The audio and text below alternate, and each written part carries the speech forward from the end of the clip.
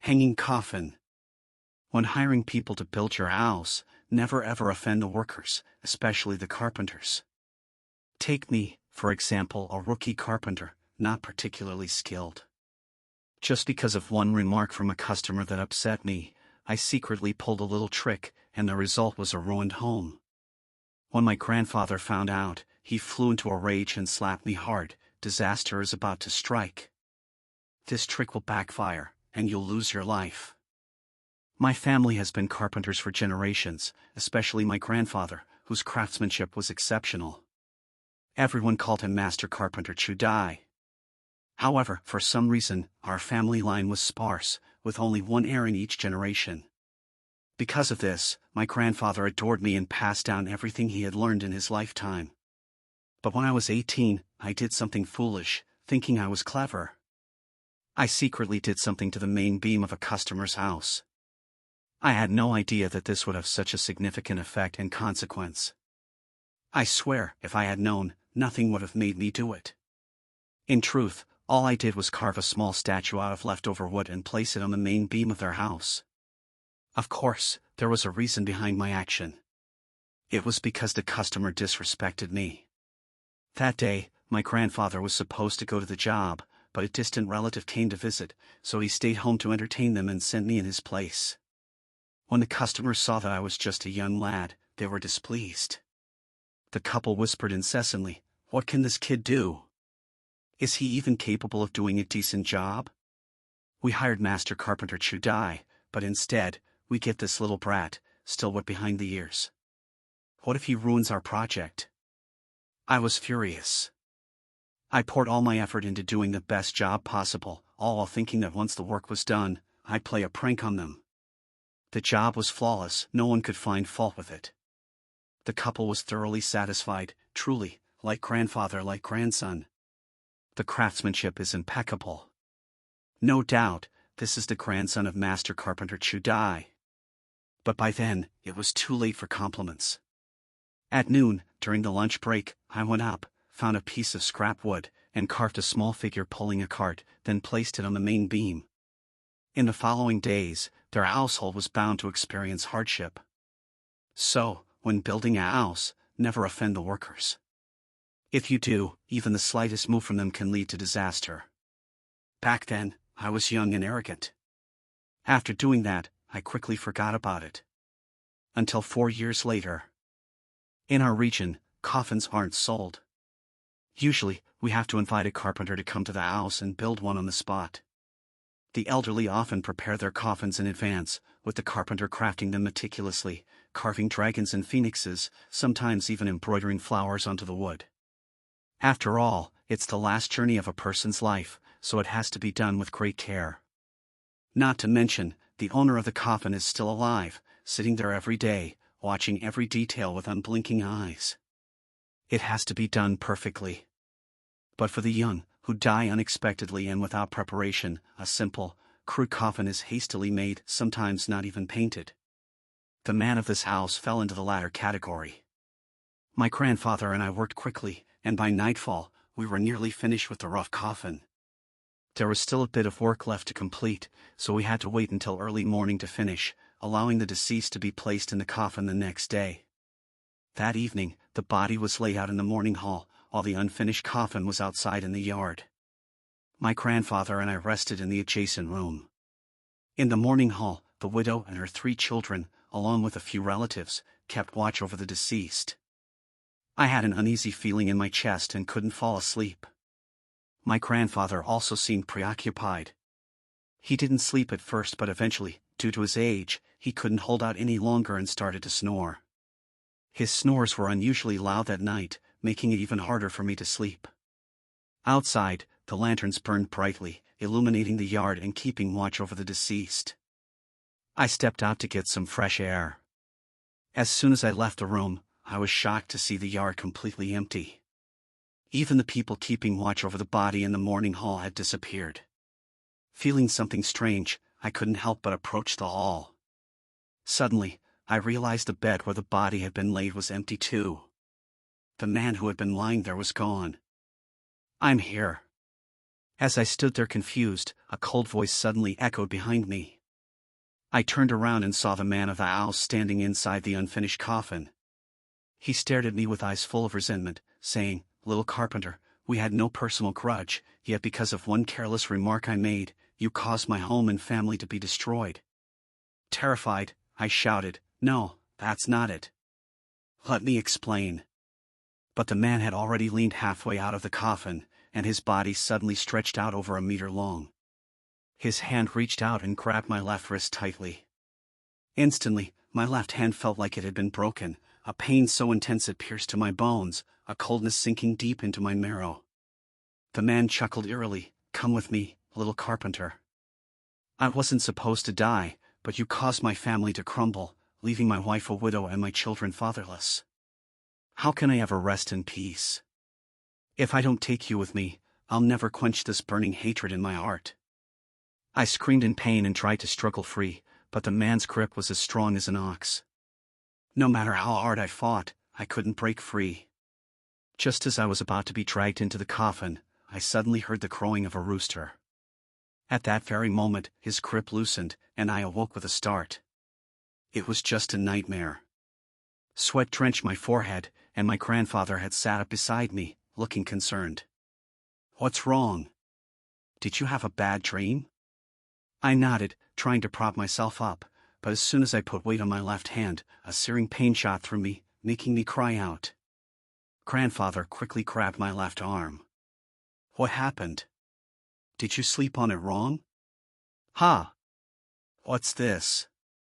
My left wrist was swollen like a steamed bun, with a clear handprint on it, green and purple, leaving anyone who saw it horrified. I was so scared I burst into tears, recounting the nightmare to my grandfather. He tried to take me. He wanted to drag me with him, Grandpa. I begged him to go outside and check whether the man was still in the coffin. Grandfather stepped out and returned with a grim look on his face, holding a piece of yellow paper. It was the burial paper that had been covering the dead man's face. Grandfather said, "This paper was inside the coffin. The man of the house is still lying on the mourning bed, but the paper that covered his face has disappeared." "So, that means he really went into the coffin?" I trembled uncontrollably. "Yes, this paper carries energy. The dead recognize it as belonging to their kind. Keep it with you, you might need it later. Now, leave here immediately." "But what about you, Grandpa? There's still unfinished business here. I must stay to take care of it." "Don't worry about me, just go. Go home, take your wife and children, and head south as far as you can. Don't ever come back." "What?" I thought I only needed to leave this place to return home, but now I had to run away. "You have a wife and children. Where am I supposed to go, Grandpa?" I cried, panicking. "I don't care where you go. Just leave now and take your wife and children. Run as fast as you can." "Do I really have to leave, Grandpa? Do you want to die?" "Aye. If you don't want to die, run. Delay any longer, and it'll be too late. This is the karma you created yourself, and you must bear the consequences. You can't blame anyone else. Can I come back to see you later, Grandpa? We'll worry about that later. For now, just survive the immediate disaster." Grandfather shed a tear and sighed deeply. Many years later, I understood the meaning behind that sigh. That was the last time in my life I saw him. After that separation, my grandfather and I were divided by life and death. At dawn, I had packed everything, and I looked at my grandfather one last time. "Grandpa, I'm leaving." "Go. Head south. No matter what happens, don't look back." But just as I stepped out the door, Grandpa suddenly shouted, "Duck." I immediately felt a strong gust of wind coming from behind me. Instinctively, I ducked down and covered my head, as something flew past me and crashed to the ground, shattering into pieces. I steadied myself and looked. It was the small carved figure of the cart puller. At the same time, a painful roar came from behind me. I quickly turned around to see Grandpa kneeling on the ground, clutching his chest, with blood gushing out uncontrollably. I panicked and screamed, "Grandpa," and tried to rush to him. His gaze was sharp as a sword, and he shouted sternly, "Don't look back. Keep going forward. Go now. Don't worry about me. Don't turn back." I gritted my teeth, bit my lip, and turned my head, running away. When I got home, I hurriedly packed a few things, grabbed my sleeping wife and children from bed, and, following my grandfather's orders, ran southward without stopping. I ran, crying the whole way. I knew that by now, Grandpa was probably gone. I knew he had died in my place. Grandpa had always scolded me for being careless in everything I did, including when I carved the small figure of the cart puller so poorly. The cart I carved wasn't just large, but one end was bigger than the other. I swore I didn't do it on purpose. At the time, I had randomly picked up a piece of scrap wood, and that piece was already shaped with one end bigger than the other. Because I was in a rush and working secretly, I hastily carved the cart based on the shape of the wood, not paying attention to the imbalance. Who would have thought that the uneven cart would coincidentally match the shape of a coffin? How could pulling a coffin out of a home be a good omen? It didn't just cost me money, it cost lives. Later, my grandfather repaired the cart, added a few extra carvings, rounded it out, and changed the direction of the small figure, hoping to use the fortune-bringing formation to correct my mistake. But the man of the house refused to accept grandfather's goodwill, preferring to destroy the fortune-bringing setup rather than spare my life.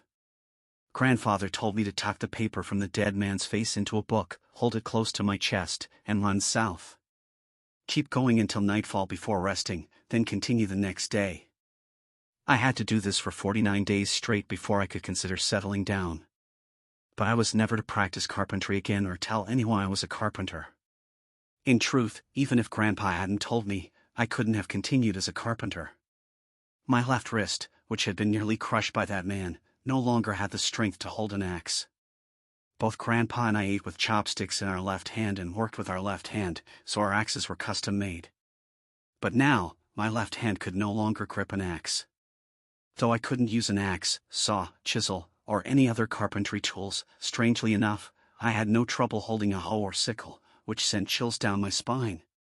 Grandfather also instructed me that on this journey, no matter whom I encountered or what happened, I must avoid impulsive actions and learn to live humbly. As long as I had food to eat and a place to sleep, I should consider it a blessing from the heavens. But no matter how humble I became, I couldn't find a place for my family of four to settle down. My skill to earn a living was gone, and at that time everyone was poor, relying on rationing to eat. No place could easily take on extra mouths to feed, especially a family with four. I had no choice but to beg for food while continuing to flee south, until we finally arrived at a small village. This village was small and neatly arranged, with only 4 rows of houses, each row containing a dozen or so households, all very tidy. But for some reason, in the last row, there was a missing house in the northeast corner, leaving an empty space. I instinctively placed my burdens down in that vacant spot, deciding to set up camp there. It felt as if this place had been waiting for our family for thousands of years. But that was just me comforting myself. I knew that within 2 days, someone would come to drive my family away. Perhaps this land belonged to someone else who hadn't built a house yet. However, I truly couldn't run any further. I needed to rest and then figure things out, just hold on for as long as I could. To my surprise, the people in this small, unremarkable village were very honest and kind. When they learned that we had come from afar to seek refuge, I told them that our region had been plagued by natural disasters, leaving us unable to harvest anything, forcing us to seek a livelihood elsewhere. They showed immense kindness to us. One household brought a bowl of soup, another gave a cake. Although the food was simple, it was a rare kindness in such hard times.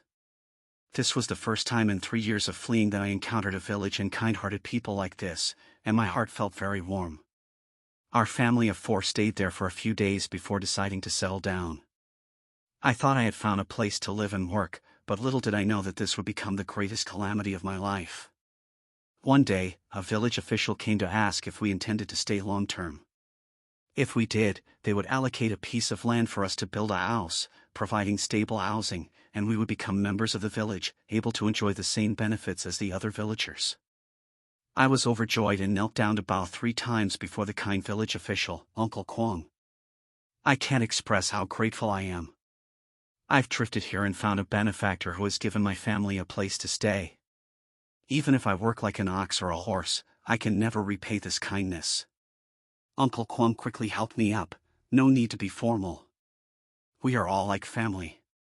You travel thousands of miles to get here, it's fate. Just so happens, the spot where you're standing is vacant land.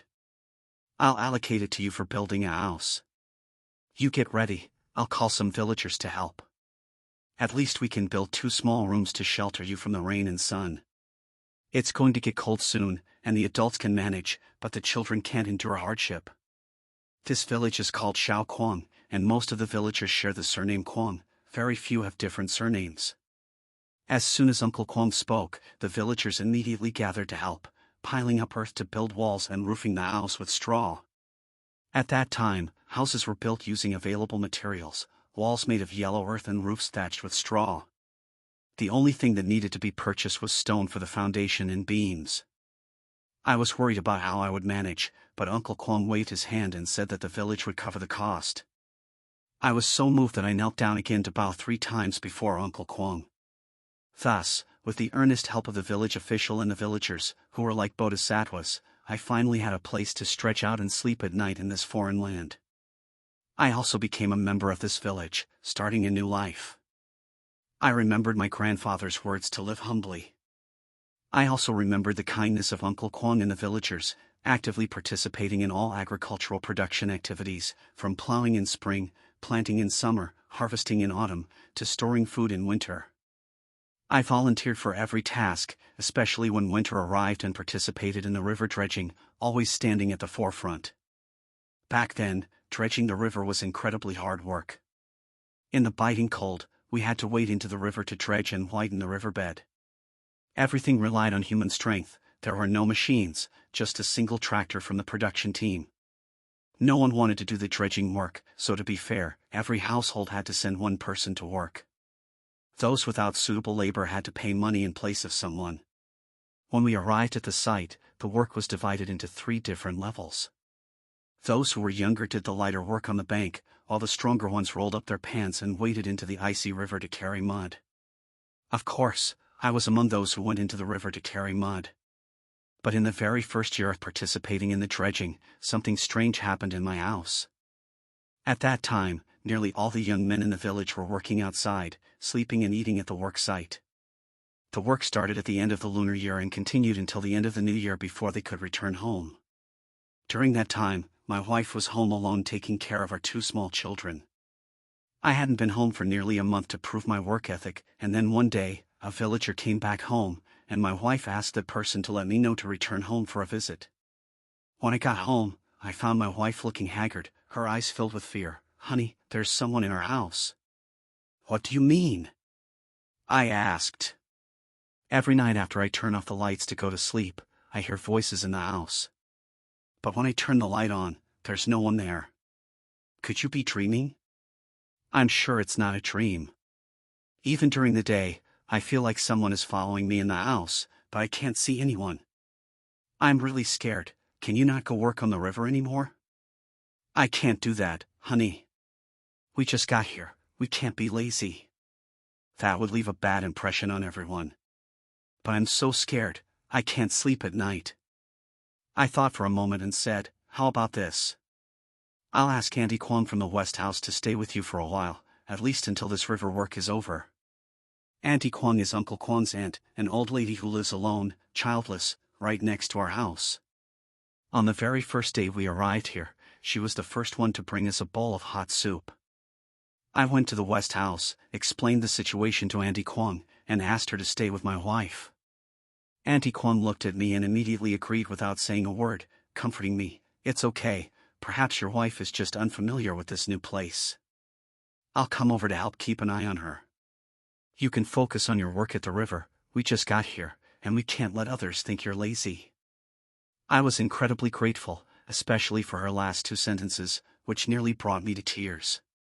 Thanks to Auntie Kuang's help, I was able to get through the river work, and it was close to the new year. When I got home, I asked my wife how she had been doing lately. Her complexion seemed slightly better than the last time. She said that since Auntie Kuang had come, she no longer heard the voices, but every night, Auntie Kuang would come over, light 2 incense sticks, mumble something, and sometimes even gesture as if she were talking to someone. Although my wife didn't understand what she was saying, having Auntie there made her feel safe. At first, Auntie Kuang's mumbling was a bit eerie, but gradually it became like a lullaby, and my wife slept soundly. I bought some sweets to thank Auntie Kuang, and she accepted them but then handed me 2 bundles of incense. I felt a bit displeased. Why give incense to the living? Isn't that like cursing someone to die? Auntie Kuang noticed my displeasure and explained, the new year is approaching. Every day, we light 2 incense sticks for the land god, to thank the deity of the land for accepting your family and to bless everyone with safety and to soon bear a son. The first 2 sentences sounded reasonable, but the last 2 made me feel strange. We weren't a newlywed couple, why would she say such puzzling things? Still, I followed Auntie Kuang's advice and lit 2 incense sticks every day. Since I left my hometown, I had almost stopped doing these things. My grandfather had repeatedly instructed me before he passed away to avoid such practices, to live like an ordinary person and to do ordinary work. But lighting incense for the land god surely can't be that bad, right? I wonder if it was due to the 2 incense sticks or Auntie Kuang's words that my wife became pregnant. Although I already had a son and a daughter, this unexpected joy comforted me greatly. Since the statue had broken before me, I had been haunted, making married life difficult. Of course, another part was due to the years of hardship that had left me exhausted. But now my wife was pregnant. This meant that we had truly taken root in this village and were beginning a new life. From then on, it was as if my wife was activated, giving birth to a child every year, with 3 children in quick succession, 2 sons and 1 daughter. Our family now had 7 members. However, when my youngest child began to walk, things started to become complicated. That day, my wife was busy cooking in the kitchen and didn't pay attention for a moment, and our youngest fell into a pit of manure behind the house and drowned. My wife was both heartbroken and full of self-blame. I had only been careless for a moment, and it caused my wife to hang herself. From then on, my family seemed to fall into an unending chain of misfortune. My 2 older sons went to bathe in the river, but neither returned. My daughter, just 15 and stunningly beautiful, also died from malaria. In the end, only my eldest son and I were left in the house. That winter, the river work began again, and I had aged. In fact, I wasn't yet 50, but I felt old and worn out. Life had ravaged me to the point where I hardly recognized myself. I looked older than even Auntie Kuang. Auntie Kuang, like a wicked old witch, was nearly 100 years old and still alive. But no matter how old I looked, the work of dredging the river was still assigned to me. Since I hadn't yet reached 50, and my eldest son was still over 20. Understanding my declining condition, my eldest son offered to take my place at the river. That day, I caught a cold and couldn't stand, having to lean against the wall as I sent my eldest son off with his luggage. A deep sorrow welled up in my heart, as if he would leave and never return. Auntie Kuang stood outside, looking at me with pity. The wrinkles on her face resembled strange charms, just looking at her sent shivers down my spine. Her silver hair blew in the cold wind, resembling the white flag of fate. I leaned against the wall and stepped closer, calling out, "Auntie Kuang." She responded, "Yes." I called again, "Auntie Kuang." She answered once more, "Yes." I want to ask, will my eldest son return? Auntie Kuang sighed and turned to go into the house. I followed her, reaching out to grab her neck, which was lined with blue veins. That night, I strangled Auntie Kuang. Because my grandfather once said that everything happening in my house, while Auntie Kuang wasn't the mastermind, was the main cause. Indeed, my grandfather had finally come. To be precise, he finally appeared in my dreams. He pushed the little cart that I had carved. He said he had to push this cart forever, pushing it until the world was in ruins, until eternity in the next life, unable to stop. He was worried about me, so he had to push the cart to catch up with me, but the wheels were too small, the journey too slow, and I was running too far. It was only today that he finally caught up with me. But he came too late. I had settled in the village of Kuang, and everything was beyond saving. He had many things to say to me, but he couldn't stop pushing the cart. His feet were worn down to the point of bleeding, yet he still moved quickly. Indeed, he said his journey was slow, but to my eyes, he moved like the wind, so fast that I couldn't catch up. While running and pushing the cart, he said, "This house has a problem." "What problem, grandfather?" "Tomorrow, 2 beggars will come to your door asking for food. You should let them in. They will tell you. Auntie Kuang is not a good person. The 3 children you gave birth to in this village are not yours. From the moment the statue broke, you could no longer have children." I was stunned by my grandfather's words and stopped. As I hesitated, he pushed the cart and vanished at the end of the road, his last words echoing back to me, "If you're left all alone in the house, take that book out and read it again." "Grandfather, don't go. Tell me what I should do now." In a panic, I chased after my grandfather, but suddenly 2 graves appeared in my path, and I stumbled and fell. I woke up, still with tears on my face. But before I could wipe my tears, I heard faint whispers. The voices were like rain, pouring down continuously, neither too loud nor too soft, neither far nor near, ringing in my ears as if right before me. I felt a chill run through me, goosebumps rising all over. I remembered my wife had told me several times that there were voices in the house. I threw on a coat and got up, heading to the living room to check. Of course, there was no one around. I went outside, and still, there was no one. But the whispers continued unabated.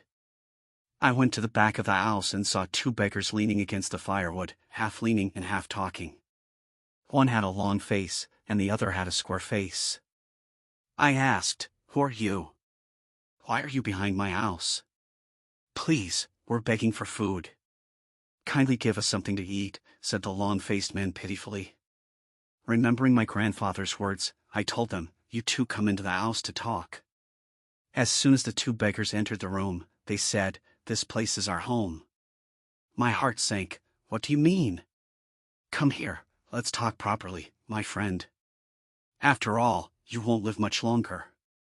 The long-faced man sat down on the ground, looking at me with a smile. "What do you mean?" "You've been exploited. Ever since you started building this house, you were destined not to leave this village." "Why?" "This village is a double burial land." "I know, every time someone dies, 1 dies and 2 follow. The double burial land is due to the feng shui of this village, which has nothing to do with us. We are just 2 beggars who died in the wilderness, buried by a kind-hearted person.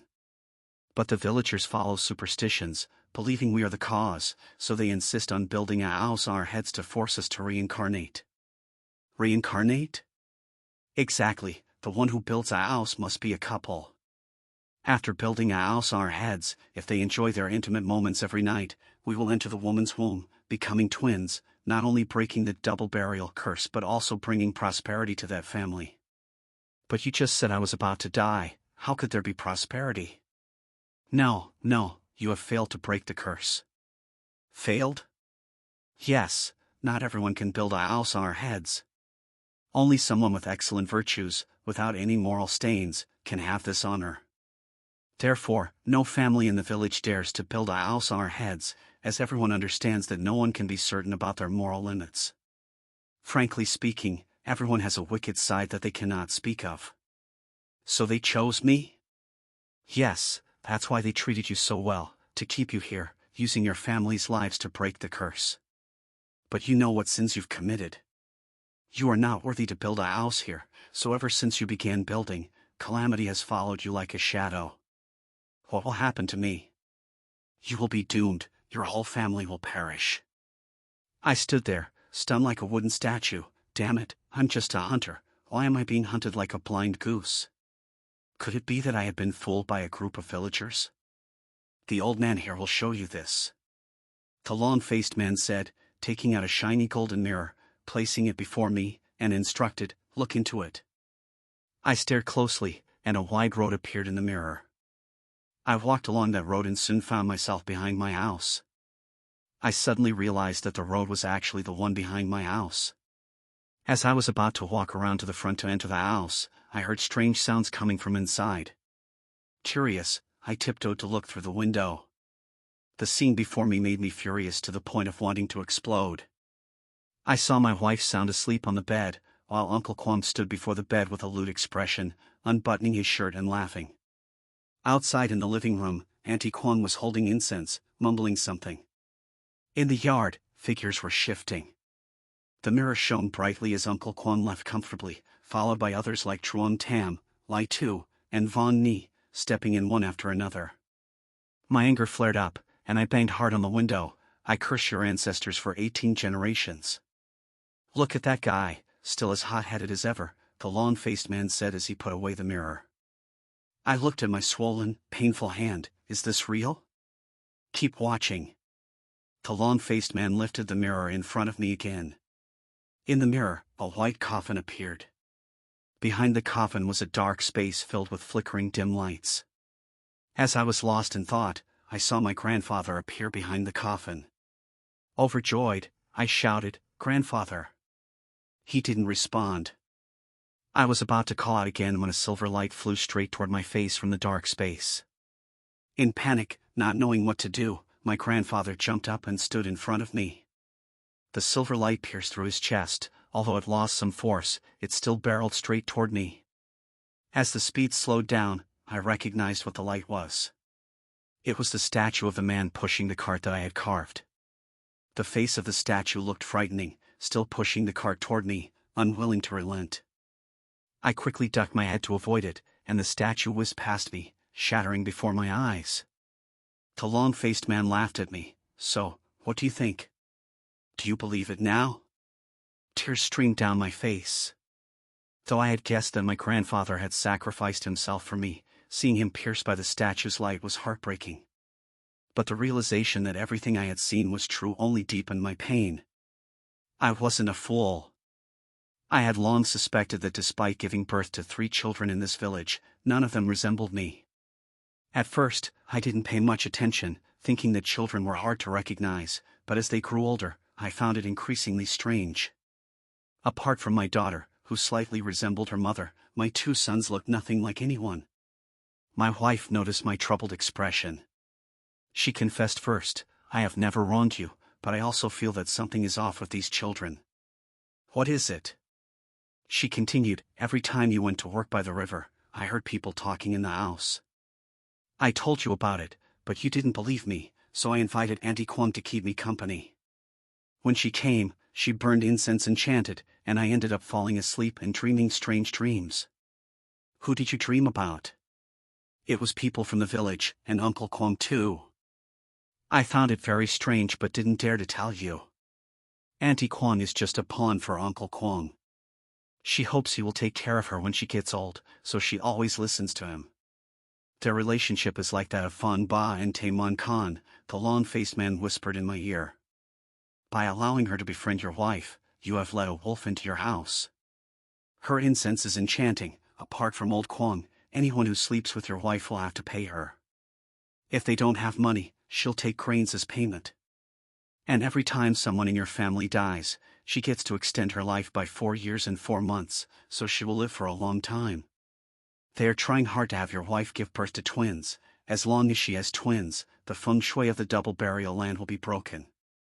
I went insane.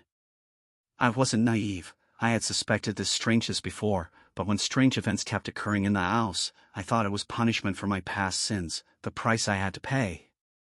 But when I learned that all of this had nothing to do with my mistakes, but rather that someone was deliberately plotting against me, I truly lost my mind.